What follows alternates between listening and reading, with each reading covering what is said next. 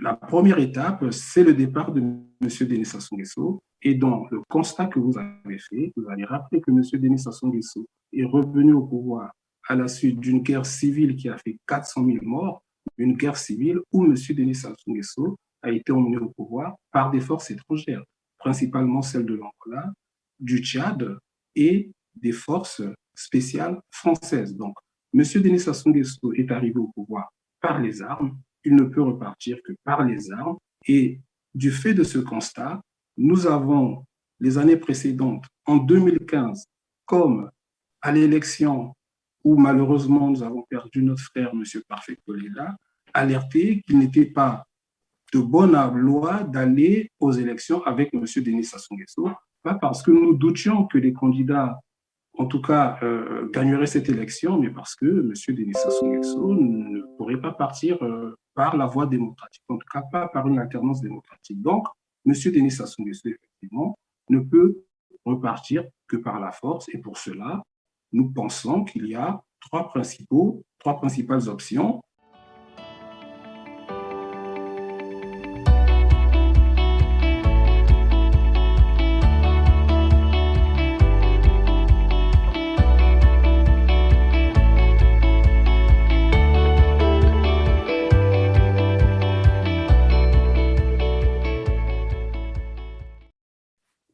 25 ans après le retour de Denis Sassou Nguesso au pouvoir par un coup d'État sanglant qui avait fait plus de 400 000 morts, on parle de 10% de la population congolaise décimée.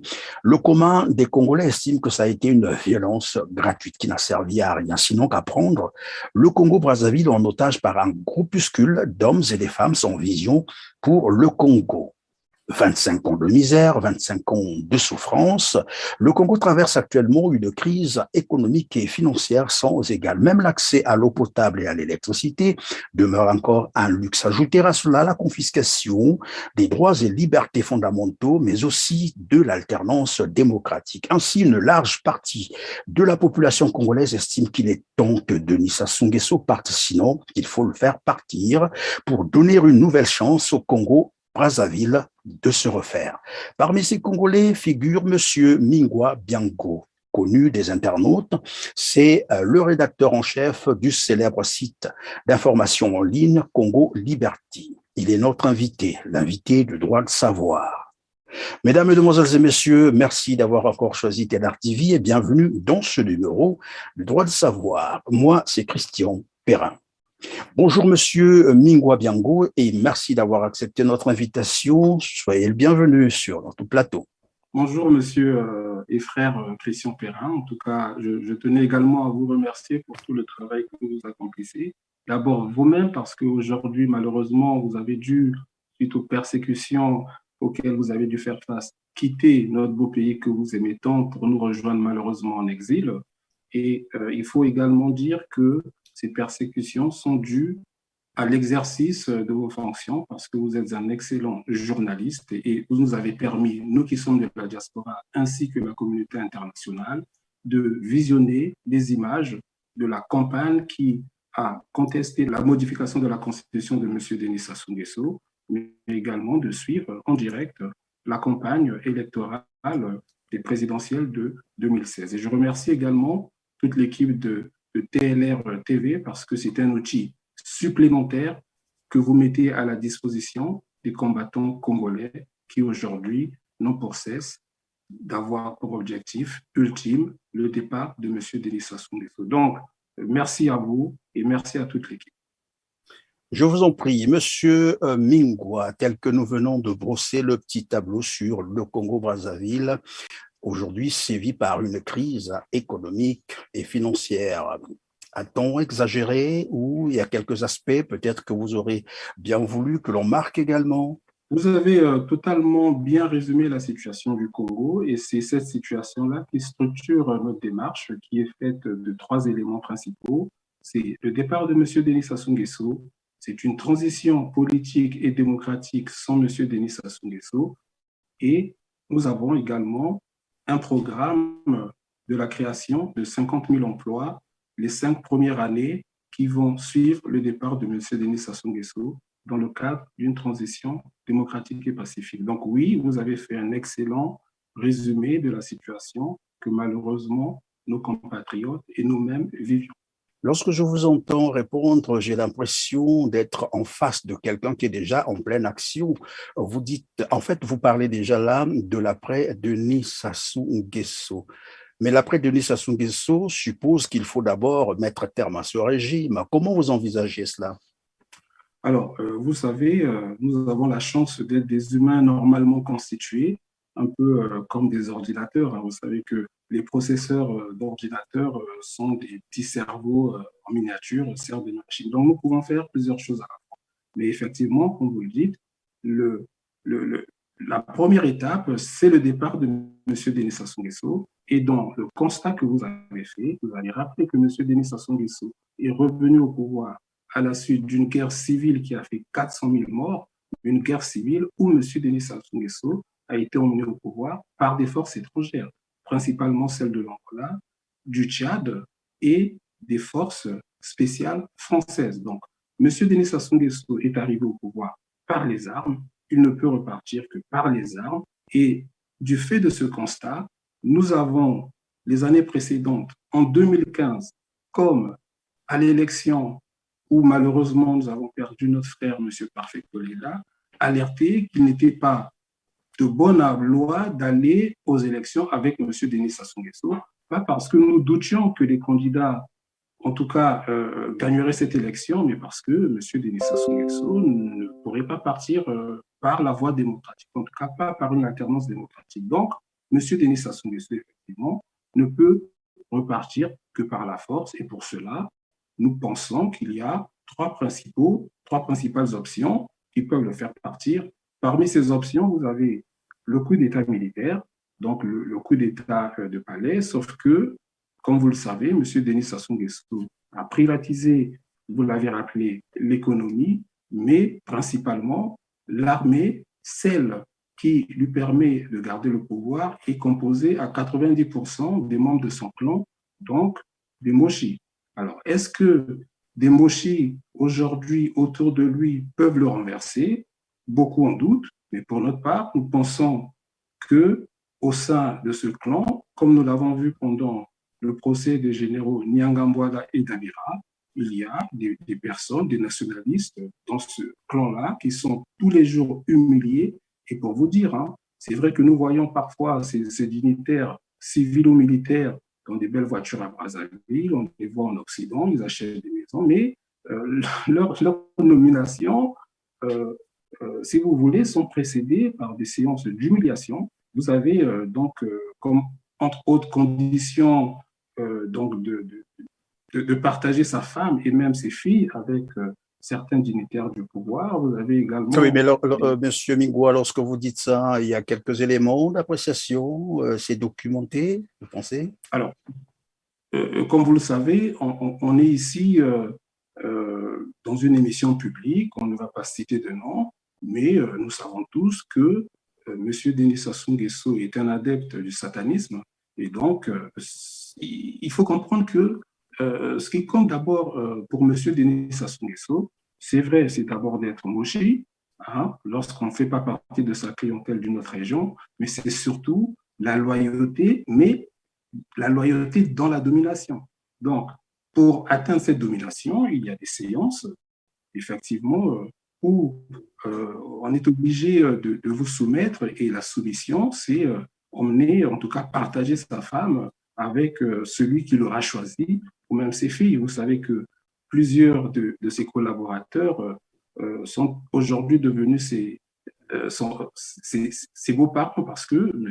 Denis Sassou Nguesso a fait des enfants avec leurs filles. On ne va pas les citer ici.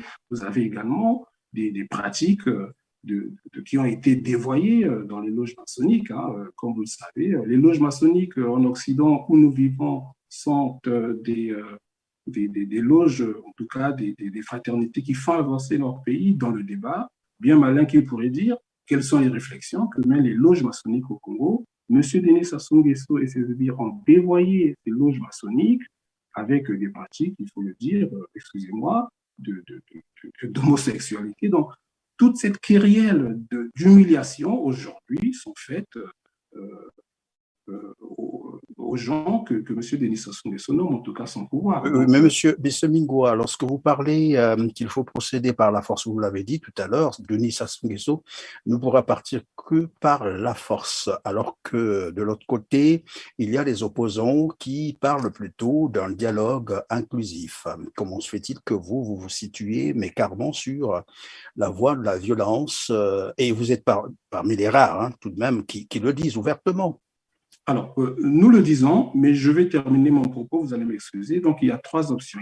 Il y a l'option du coup d'État à laquelle nous croyons suite aux différentes humiliations que subissent les collaborateurs de M. Denis Sassou Nguesso. Vous avez la voie d'une rébellion armée, mais qui n'est pas notre démarche. Hein. Nous citons ici les différentes options parce que nous pensons que le peuple congolais a suffisamment souffert et pour notre part, nous sommes des partisans du pacifisme. Et vous avez une troisième option, toujours dans le rapport de force, qui est celle de la révolution populaire et pacifique, et c'est celle que nous prenons, et celle-ci est la cause, la conséquence de la gouvernance de M. Denis Sassou Nguesso que vous avez brillamment peinte au début de votre propos.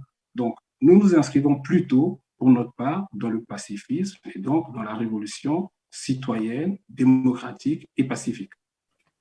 Qu'est-ce qu'il faut comprendre par là? Une insurrection populaire, c'est cela? Alors, une insurrection populaire, effectivement, elle se prépare.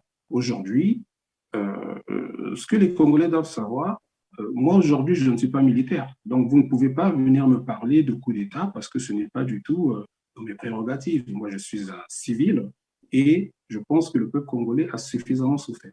Monsieur Denis Sassou Nguesso le sait aujourd'hui, il est honni par ce peuple. Une révolution a déjà été, et vous étiez au pays, quelque part empêchée par les faux opposants, parce que le peuple n'attendait que cette révolution-là. Elle ne s'est pas faite. Nous savons qu'elle est inéluctable. Alors, chacun doit prendre, pour qu'elle se réalise, sa part de responsabilité. C'est-à-dire que nous qui le disons, moi, je ne me permettrai pas d'appeler à une révolution pacifique si de notre côté, nous ne sommes pas assurés dans le lobbying que nous faisons que la communauté internationale suivra. Vous comprenez? C'est-à-dire qu'il est facile de le dire de l'étranger, mais si des massacres ont été commis en 2016 pendant la campagne électorale et si des opposants ont été arrêtés, couperés encore en prison, le général Mokoko, mon frère Okombi Salissa et d'autres, c'est parce que nous qui sommes de la diaspora avons failli, n'avions pas été à la hauteur des événements. Donc, voilà aujourd'hui notre responsabilité. Mais pour faire partir M. Denis Sassou Nguesso, il faut donc que nous envoyions des signaux à cette époque. Mais je vous avoue que le travail est considérable parce que il y a des choses que nous pouvons faire et que nous n'avons pas faites, c'est-à-dire l'unité dans l'action. Nous n'avons pas aujourd'hui une organisation, en tout cas une visibilité sur le plan de ce qu'on appelle la résistance. Donc, il faut peut-être repartir aux fondamentaux. Repartir aux fondamentaux, c'est quoi? C'est que toutes les organisations, on parle du CRC, on parle des assises, on parle d'autres organisations que je dis. Vous avez M. Bungadia, vous avez des indignés et vous en avez d'autres. Hein. Il y a des Congolais qui sont dans l'ombre et c'est les plus nombreux. Donc, il faut peut-être qu'on reparte à un congrès de la diaspora comme l'avait initié à l'époque Roland Lévy-Nitou et les indignés du 242 avec d'autres Congolais, bien sûr. Il faut peut-être aussi qu'on commence à regarder la proposition de M. Bungadia sur la conférence internationale qui prône. M. Jean-Luc Maleka avait déjà au sein des assises, pour ceux qui le savent, cette démarche-là, mais c'était avec le cardinal sénégalais à Dakar. Donc, il faut aussi que nous comprenions, nous qui militons pour la restauration de la démocratie, qu'il faut qu'on s'asseye pour réfléchir le Congo de demain, en tout cas pour notre part. Nous y réfléchissons déjà dans le cadre. Oui, mais monsieur Mingwa, si vous militez pour la restauration de la démocratie, n'est-ce pas paradoxal de prôner encore une prise de pouvoir par la violence, par la force? Mais écoutez, vous savez, moi, par principe, je suis contre les coups d'État. quand je dis je suis contre les coups d'État, c'est que tout coup d'État en Afrique, comme on le voit, qui renverse des pouvoirs démocratiquement élus, en tout cas lorsque c'est le cas, je m'insurge toujours. Mais des coups d'État qui vont renverser des dirigeants qui ont modifié la Constitution, donc qui leur permettent aujourd'hui de faire un troisième mandat, je vais être clair, comme en Côte d'Ivoire, pour ne pas citer M. Alassane Ouattara, j'applaudirais. Ce type de coup d'État-là, effectivement, c'est un peu comme celui, si demain il y a un coup d'État contre M. Denis Sassou Nguesso, j'applaudirais. Mais c'est vrai que lorsque un coup d'État, par exemple, lorsqu'un pouvoir démocratiquement élu est renversé, ça a été le cas au Congo, on sait quand ça commence, mais on ne sait pas quand ça s'arrête. Aujourd'hui, ça fait 25 ans qu'on attend. Donc, il faut distinguer les choses. Et M. Denis Sassou Nguesso, malheureusement, ne peut partir que par la force. En tout cas, quand je dis la force, il y a ceux qui prônent la force armée. Ce n'est pas mon cas. Nous prônons une révolution démocratique et pacifique des populations. Et que pensez-vous de ceux qui parlent d'un dialogue inclusif? Alors, d'un dialogue inclusif, moi, j'essaie d'être constant. On parle d'un dialogue inclusif, mais tout dialogue.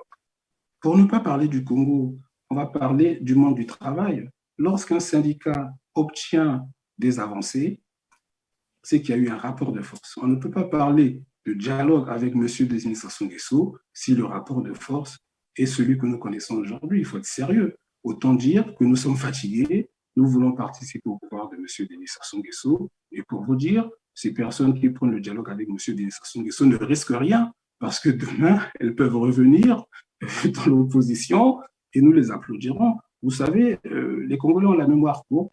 Il suffit de crier haut et fort que M. Denis Sassou Nguesso est mauvais, même lorsqu'on a mangé avec lui, pour qu'on les applaudisse. Donc, il n'y a pas beaucoup de risques d'aller au dialogue et c'est pour ça que ces personnes-là vont tenter leur chance.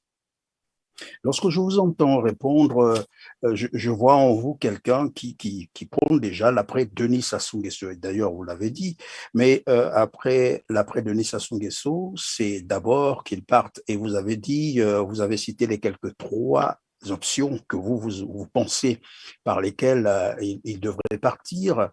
Mais est-ce que pour autant, on peut parler maintenant de l'après Sassou Nguesso, une fois qu'il est parti, mais bien avant?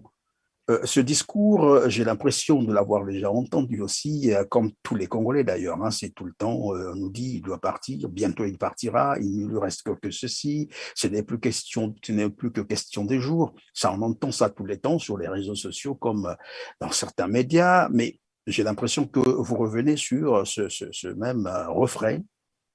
Qu'est-ce qui peut, en fait, distinguer votre discours par rapport à d'autres que nous avons déjà entendus, dans le même sens, bien entendu? Écoutez, effectivement, nous ne parlons pas de choses nouvelles.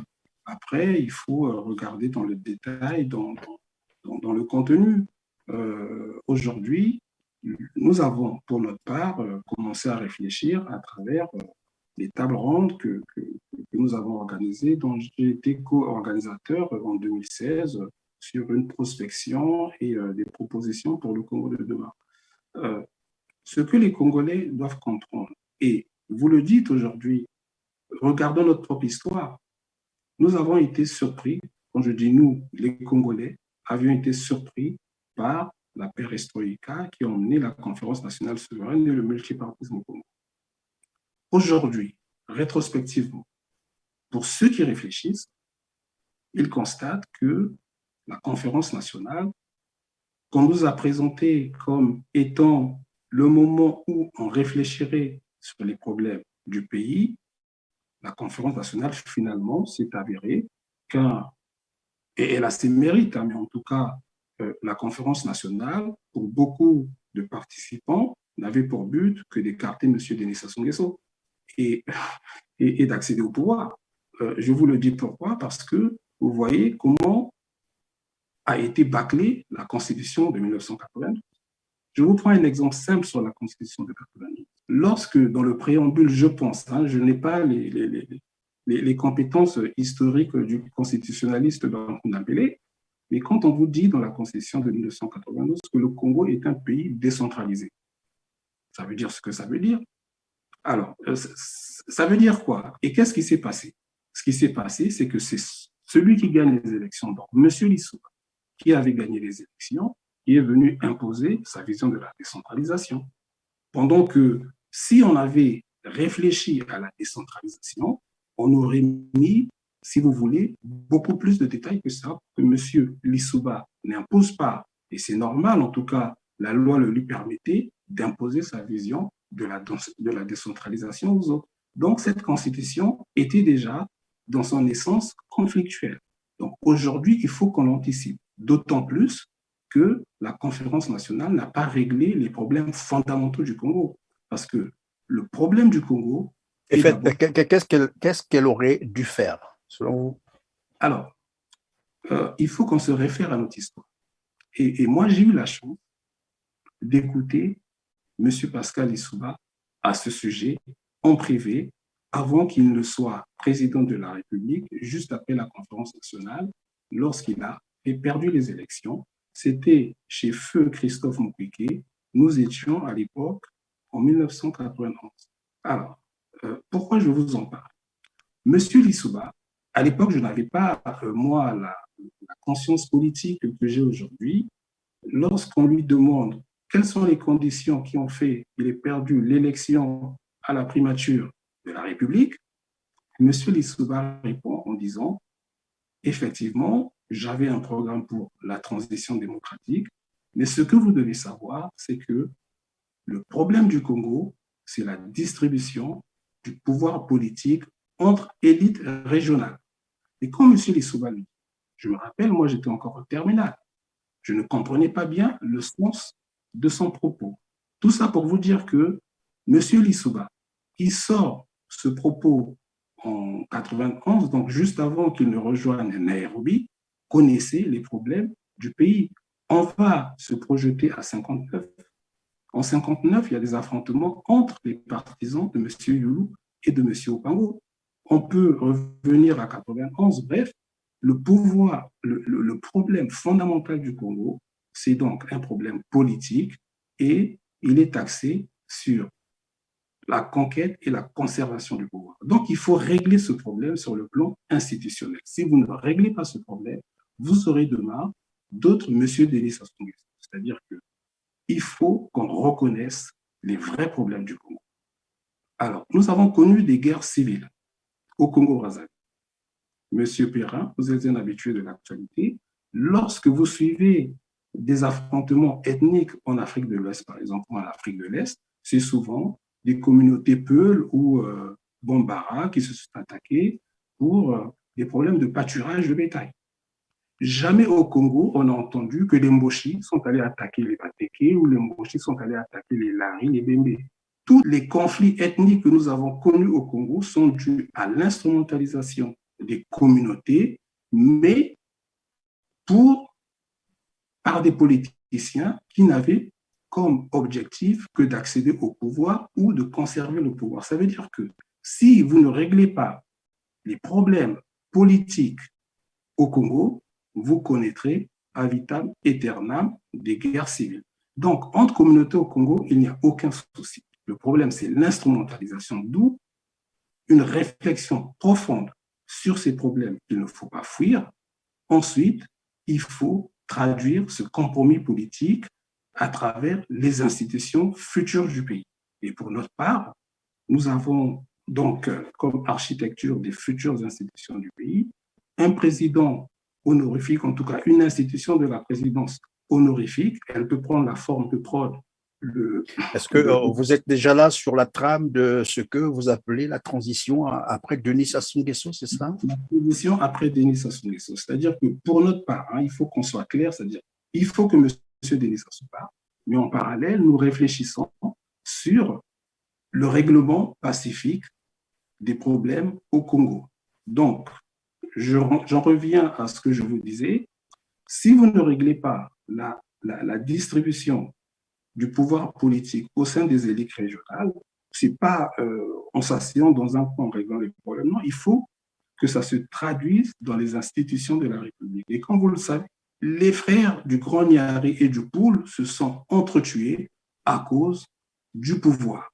Les communautés sœurs qui ont toujours vécu dans la plus grande quiétude se sont malheureusement canardées à cause du pouvoir, ce qui n'était jamais arrivé. Ça veut dire quoi? Ça veut dire que si vous réglez les problèmes de conquête du pouvoir au Congo-Brazzaville, en tout cas du partage du pouvoir, vous ne connaîtrez plus, je le pense, des guerres ethniques au Congo-Brazzaville. Mais ça doit se traduire dans les institutions.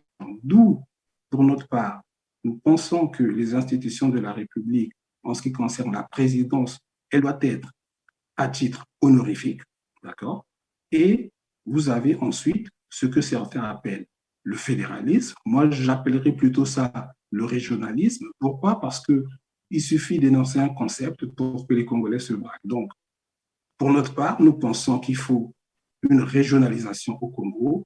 Ensuite, on pourra, dans une prochaine émission, revenir aux détails. Donc, vous avez la politique, mais comme on a parlé de conservation du pouvoir, la conservation du pouvoir ou la conquête du pouvoir se résume dans la fameuse maxime congolaise: le pouvoir est au bout du fusil. Ça veut dire qu'il y a un autre problème dans notre pays, c'est celui de l'armée.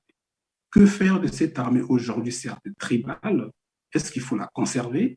Est-ce qu'il faut la rééquilibrer? Certains disent qu'il faut la dissoudre. Donc, il faut, pendant cette transition-là, régler les problèmes de l'armée. Mais n'est-ce pas là, en réglant, en cherchant bien entendu à dissoudre par exemple l'armée, n'est-ce pas là une manière de créer encore d'autres frustrations? Et j'allais en fait vous poser la question de savoir, vous pensez que le problème du Congo est un problème constitutionnel ou c'est un problème culturel? Ah non, je vous ai dit que pour ma part, nous pensons que le problème du Congo est un problème politique. Il faut demain des grands hommes qui comprennent que nous ne pouvons pas continuer à nous canarder pour des questions de pouvoir. Il faut que le compromis politique se traduise dans les institutions. C'est une négociation. Je vais vous prendre un exemple parce que souvent on ne se réfère pas trop à notre histoire. La première constitution de la première République française, de la République congolaise, celle du 2 mars 1961. Si vous faites une étude comparée des constitutions des républiques africaines ex-colonies françaises qui ont accédé à l'indépendance dans les années 60, elles avaient toutes les mêmes constitutions à la virgule près, sauf celle du Congo-Brazzaville. Et je vais vous dire pourquoi. Celle du Congo-Brazzaville intégrait le poste de vice-président. Mais on a intégré le poste de vice-président pour régler un problème politique qui était celui de M. Jacques Opango. Donc, vous voyez que toute constitution doit être adaptée à la sociologie politique du pays. Et donc, nous ne devons pas en avoir. C'est-à-dire qu'aujourd'hui, vous avez des craintes du côté de nos frères du Nord qui pensent que si les Congo reviennent au pays, on va les massacrer. Mais il faut qu'on en discute. Sinon, vous allez voir prospérer des idées qu'on voit ici et là, hein, que je peux comprendre sur la cession du Congo. Donc, ayons le courage. Oui, mais évidemment, Monsieur Mingwa, puisque vous soulevez la question, je voulais juste savoir, est-ce que le problème du pouvoir est un problème d'ethnie? Est-ce que pour être au pouvoir, il faut être un Bakongo ou un, je ne sais pas, quelqu'un du Nord ou de l'Est, de l'Ouest? N'est-ce pas un problème de compétences et des idées que l'on a à vouloir mettre ou à partager pour l'intérêt, bien entendu, supérieur du pays? Mais, Monsieur Christian-Perrin, ce que je suis en train de vous dire, c'est que il ne suffit pas de plager, en d'autres termes, la Constitution française pour que les choses se passent correctement chez nous. Dans nos sociétés, vous avez une gouvernance démocratique. Quand je parle de nos sociétés africaines, ce ne sont pas les Occidentaux qui ont emmené la démocratie en Afrique. Je peux même vous dire que la verticalité du pouvoir a été importée chez nous par les Occidentaux, mais vous avez encore, même si elles ont été vidées un peu de leur substance, on va dire des pouvoirs, des royautés au Congo, j'ai pas envie de dire des pouvoirs monarchiques. Vous avez le roi des Batéké, discutez avec nos frères Péké, et vous diront que le roi des Batéké règne, il ne gouverne pas. Vous discutez avec nos frères du Luango, ils vous diront que le roi du Luango règne, mais ne gouverne pas. Et on peut également repartir dans l'histoire du royaume Congo. Vous aviez des provinces, donc vous aviez un roi Congo qui était situé, selon les historiens, dans la partie de l'Angola, mais vous aviez des provinces en RTC, en République du Congo, en tout cas dans notre pays. Mais ces souverains-là ne régnaient pas, n'étaient pas des dictateurs. Et mieux, nous avons encore nos villages chez nous. Lorsqu'on règle les problèmes chez nous, vous avez les sages qui s'asseyent, il y a des décisions qui se prennent, mais ce sont des décisions qui se prennent dans le consensus, et c'est ce que nous appelons la gouvernance la gouvernance démocratique africaine. Et il y a un ouvrage qui l'explique très bien, c'est l'ouvrage Lumbongi de M. Mfumu Andeli Amaya, qui explique cette gouvernance qui était celle des Bantous. Il a résumé ce concept, la bantoucratie. Donc voilà un peu, c'est-à-dire qu'aujourd'hui, vous entendez les Occidentaux nous dire que les Africains aiment des chefs forts, puissants. Non, c'est les Occidentaux qui ont importé ça chez nous pour avoir le contrôle, effectivement, de ces personnes qui nous écrasent pour à leur fin, c'est-à-dire pour défendre les intérêts des Occidentaux. Mais nous n'avons jamais vécu comme ça. Donc, il faut que les Africains, il faut que les Congolais reviennent à la gouvernance démocratique qui était la nôtre, mais tout ça, c'est... Enfin, vous voulez parler du fédéralisme, c'est cela? Alors, moi, vous savez, les concepts, c'est pas trop mon truc. Il faut déjà poser les problèmes. Ensuite, on répondra comment régler ces problèmes. Et lorsque vous avez cette démarche, nous arrivons à un stade où nous nous disons, mais pourquoi voulez-vous qu'un pouvoir central décide d'un collège à construire dans ma contrée à Muyonzi? Pourquoi voulez-vous que ce soit le pouvoir et non le conseil régional? Vous voyez ce que je veux dire? Donc, nous avons, nous, si vous voulez, des propositions à faire. Vous avez d'autres frères qui ont d'autres propositions. Il faut qu'on discute comme des hommes civilisés et nous avancerons, par exemple, sur la capitale fédérale, par exemple. Nous pensons, pour notre part, qu'elle doit se situer à Ouesso dans la Sanga. Donc, il faut qu'il y ait un maillage pour que les Congolais se reconnaissent dans la régionalisation en mettant des garde-fous et en décidant surtout de l'autonomie financière de ces régions-là. En tout cas, pour notre part, nous pensons qu'il faut qu'on garde les 9 régions.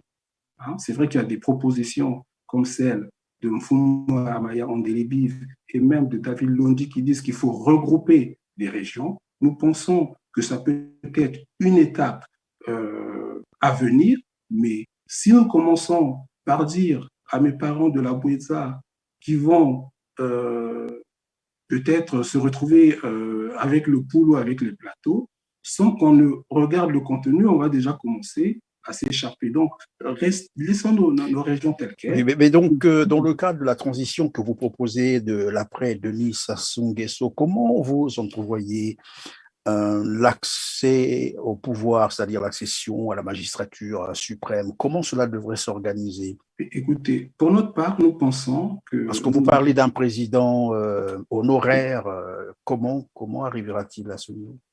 Vous avez les futures institutions, donc c'est celles, si vous voulez, qui doivent être discutées pendant la transition, les futures institutions, mais vous avez les institutions de la transition. Alors, si M. Denis Sassou Nguesso, ce qu'il faut savoir, c'est que qu'il y ait un coup d'État militaire, qu'il y ait une révolution de palais ou une rébellion, qu'il y ait une insurrection, tout ça. Une insurrection, c'est toujours l'armée qui prend le pouvoir. Lorsqu'on est en dehors d'une élection présidentielle comme celle où M. Gbagbo a accédé au pouvoir, mais c'est toujours l'armée qui prend le pouvoir. Mais ensuite, il faut des discussions, mais pour cela, il faut que le rapport de force le permette. Donc, nous pensons... Oui, mais l'armée qui prend le pouvoir, à l'instar de l'armée congolaise, ce n'est qu'une récupération, finalement, du pouvoir par... Ce que je veux dire par là, c'est que il faut, pour notre part, que nous travaillions également. Il a suffi du discours de la Baule, hein, même s'il y avait sur le plan endogène également une pression sur le plan international. Il faut qu'on sorte du cadre congolo-congolais. Et c'est ce qui, si vous voulez, a causé la perte de M. Lissouba, qui ne se contentait qu'une vision congolo-congolaise de la politique, pendant que M. Denis Sassou Nguesso avait une vision internationale. Aujourd'hui, l'armée congolaise, si vous voulez, n'est forte que lorsqu'elle est devant des civils désarmés. Si demain, la communauté internationale décide de mettre M. Denis Sassou hors d'état de nuire, allez, on va parler de la France qui est au Congo de la communauté internationale, M. Denis Sassou Nguesso va s'effacer puisque c'est un valet de la France. Donc, il y a tout ce travail à faire, mais je peux vous dire que pour ma part, je pense que demain, dans une transition, on va parler par analogie de celle qui s'est faite au Burkina Faso. Je pense qu'on peut avoir un exécutif de la transition où vous avez l'armée qui propose un premier ministre et puis un civil qui est président de la transition. Pourquoi? Parce qu'il faut, je pense, avec l'armée, reconstruire le pays. Mais pourvu que l'armée fasse sa part du travail pour faire partir M. Denis Sassou Nguesso. Si ce n'est pas le cas, effectivement, le moment venu, si nous réussissons à faire M. Denis Sassou Nguesso, il est fort à parier que cette armée soit dissoute et que nous retenions que les militaires républicains. Et lorsque vous dites vous reteniez les militaires républicains, vous qui? Vous, Mingwa, ou votre structure politique, ou ces forces que vous allez fédérer autour de vous, et comment le ferez-vous? Tous ceux qui pensent comme moi. Et pour vous dire, aujourd'hui, vous voyez ce que cette armée, en tout cas, est en train de faire. Enfin, je parle d'armée, excusez-moi. Je vais sûrement me faire reprendre après cette interview. On me dira que l'armée, c'est plutôt une milice tribale. OK. Mais quelle formation ont ces soldats qui tuent gratuitement des civils, des gens qui sont allés violer, massacrer dans les régions du Poul et du Grand Niari? Quel mérite ils ont, ces gens-là? Je pense qu'il Et à faut... Ikonongo aussi, il faut le dire. Ça, on a toujours tendance à oublier. C'est-à-dire que vous parlez d'Ikonongo, je suis d'accord avec vous. Bon, on était, si vous voulez, sous le régime du monopartisme à l'époque. Hein. Donc, bon, il y a eu la conférence nationale. Je pense qu'aujourd'hui, c'est vrai qu'il faut qu'on ait une lecture un peu plus large. Mais pour parler à nos contemporains, on va s'arrêter aux faits historiques qui leur parlent. Donc, ces personnes-là aujourd'hui qui enlèvent des jeunes dans dans les quartiers pour les assassiner. Vous savez, moi, à mon époque, intégrer la police était un privilège. On n'intégrait pas la police lorsqu'on n'avait pas son BMG. Vous avez aujourd'hui des policiers qui n'ont aucune formation, aucune éducation. Non, je regrette. Dans un programme un peu plus large, je ne sais pas si on aura le temps d'en parler, on ambitionne de créer 50 000 emplois au Congo et on pourra effectivement reclasser ces soldats qui gagnent pour certains 40 000 francs dans des coopératives agricoles et ils gagneront mieux leur vie. Vous savez que tous ces jeunes, même Moshi, vont dans l'armée parce qu'il n'y a aucune alternative. Sur quoi allez-vous vous en tenir pour mettre Denis Sassou Nguesso hors, bien sûr, pour bouter Sassou Nguesso dehors? Est-ce que c'est juste un parti politique? C'est une organisation des partis?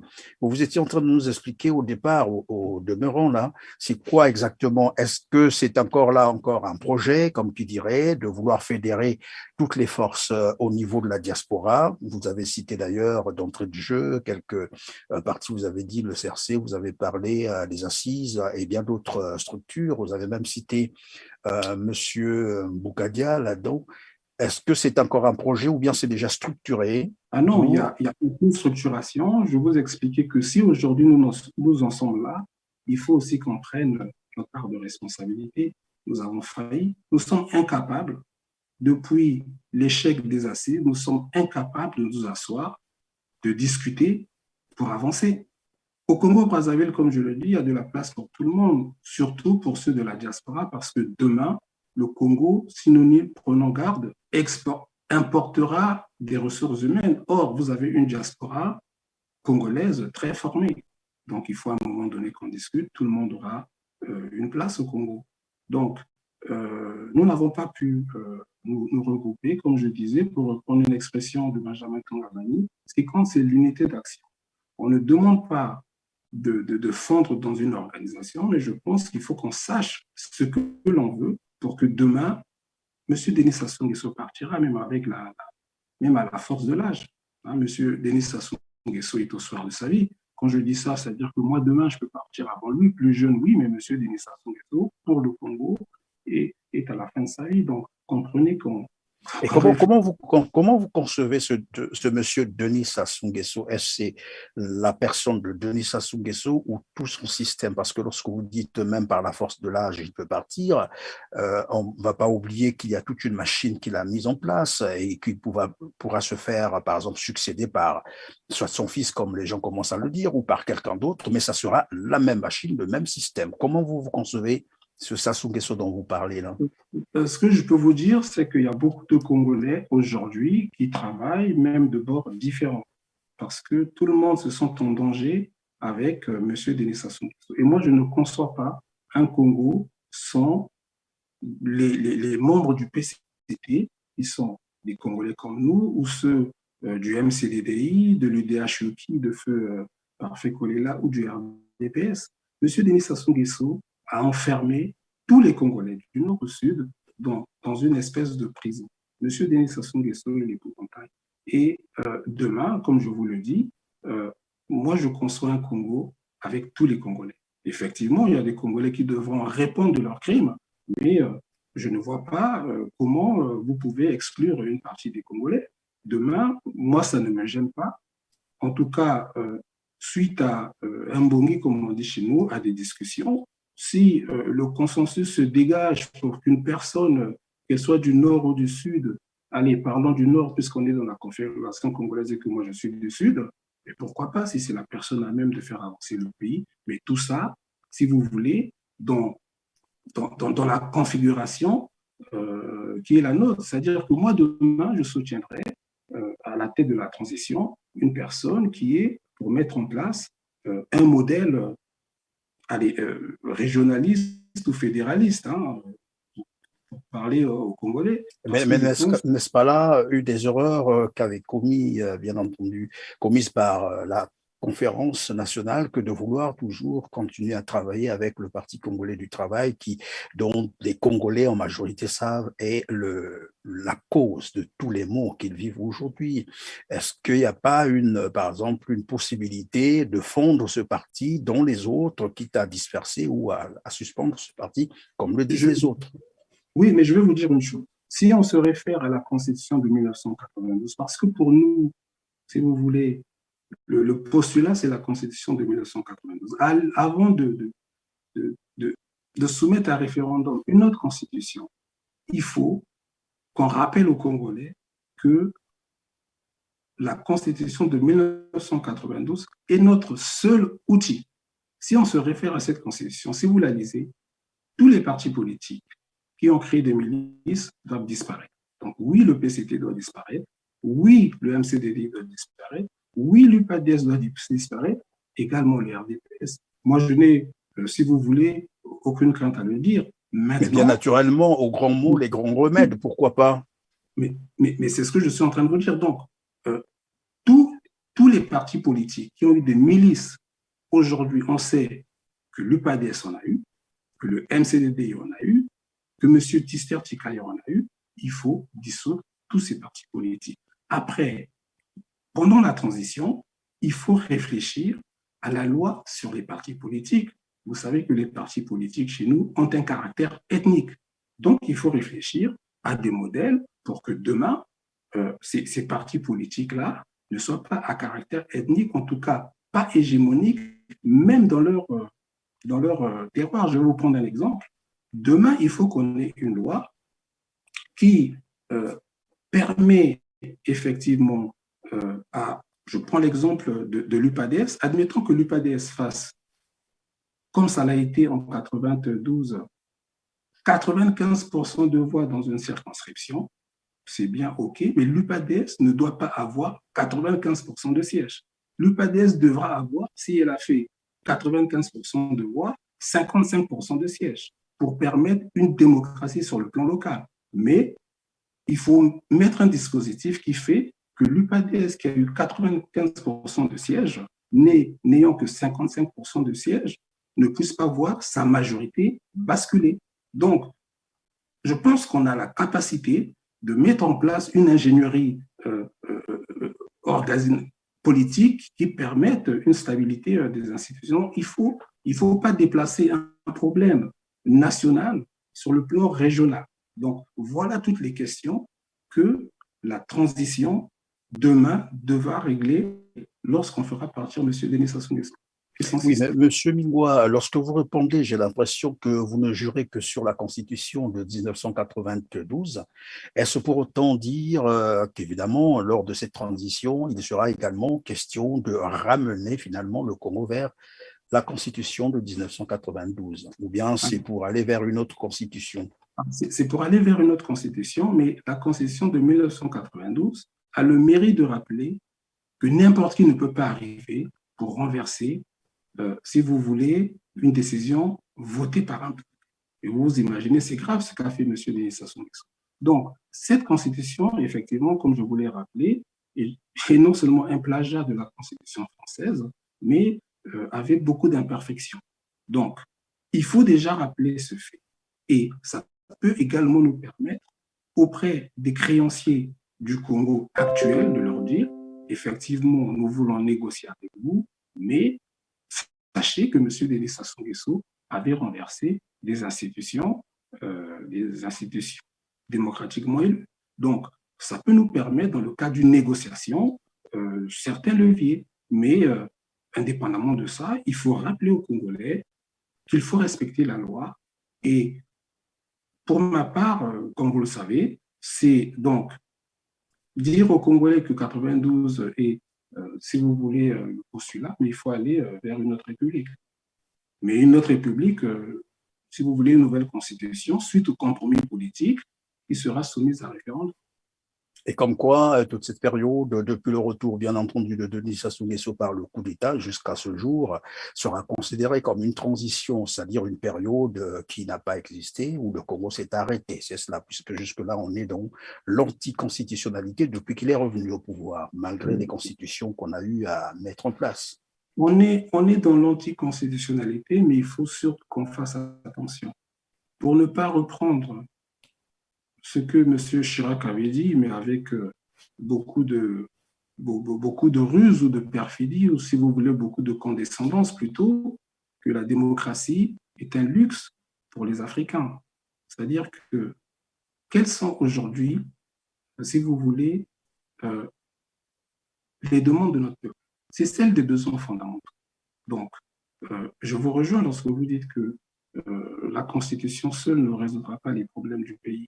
Il faut rapidement répondre, si vous voulez, à cette famine que vous avez décrite pendant votre préambule, dans votre exposé. Il faut répondre au chômage endémique des Congolais. Si vous ne répondez pas à ça, on criera rapidement gouvernement Anzala, comme l'avait dit Monsieur Feu les Konzo pendant la transition. Donc, si vous voulez, c'est une réflexion globale. C'est pour ça que je vous parlais de la création sous 5 ans de 50 000 emplois, c'est-à-dire 10 000 emplois. Et ça sera probablement la dernière question. Que pensez-vous de ceux qui disent qu'après Sassou Nguesso, ça sera le déluge? Et peut-être que c'est imagé, mais je ne sais pas, mais beaucoup le disent. Mais écoutez, je peux comprendre que les gens soient fatalistes, mais moi, ce qui me rassure, c'est que je discute beaucoup avec les cadres congolais qui vivent au Congo. Et vous comprenez bien que ce système, si vous voulez, qui considère toute excellence comme suspecte, fait que vous avez beaucoup de talents, des cadres bien formés, qui demain, s'ils sont dans un environnement démocratique, travailleront correctement. Vous avez une diaspora également très formée. Je peux vous dire que après Sassou Nguesso, nous serons en guerre. Nous serons en guerre contre la pauvreté. Et si nous sommes en guerre contre la pauvreté, il faut que nous ayons un gouvernement d'union nationale avec tous les fils du Congo. Nous sommes à peine 4 millions d'habitants. Vous savez, excusez-moi de vous le dire, je vais vous rappeler, enfin, je vais vous parler d'une anecdote. Il y a une dizaine d'années, je me rendais en Tunisie, à Tunis, et avant que l'avion n'atterrisse, on a présenté le pays en disant que Tunis était une capitale de 10 millions d'habitants, de 5 millions d'habitants.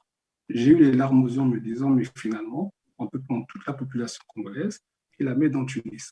Ce que je veux dire par là, M. Perrin, c'est que dans notre pays, tout est à faire. Si les Congolais sont dans l'Union nationale, au bout de 5 ans, pour ne pas dire 3 ans, si nous mettons nos problèmes de côté, ce pays se relèvera. sans le pétrole, parce que le vivier de l'emploi au Congo, c'est celui de l'agriculture et de l'élevage. Sachez qu'au Congo, tous les ans, l'État dépense 300 milliards de francs CFA pour importer les produits alimentaires. Dans un pays où, lorsque vous lancez par terre, vous jetez par terre un grain de maïs, vous revenez 3 mois après, vous avez le plant de maïs qui a poussé. Donc, je pense qu'il ne faut pas qu'on soit fataliste. Les lendemains seront très durs, mais je pense que nous avons de l'espoir, si nous nous mettons au travail, que notre pays se relèvera. C'est la fin de cette émission. Merci, monsieur Mingwa Biango. Je rappelle que vous êtes le rédacteur en chef du célèbre site d'information en ligne Congo Liberty. Merci de nous avoir visités aujourd'hui et d'avoir répondu à nos questions. À vous aussi, chers téléspectateurs, merci de nous avoir suivis. N'oubliez pas de liker, n'oubliez pas de partager nos émissions et n'oubliez pas de vous abonner. On se dit donc au revoir et à très bientôt. Merci.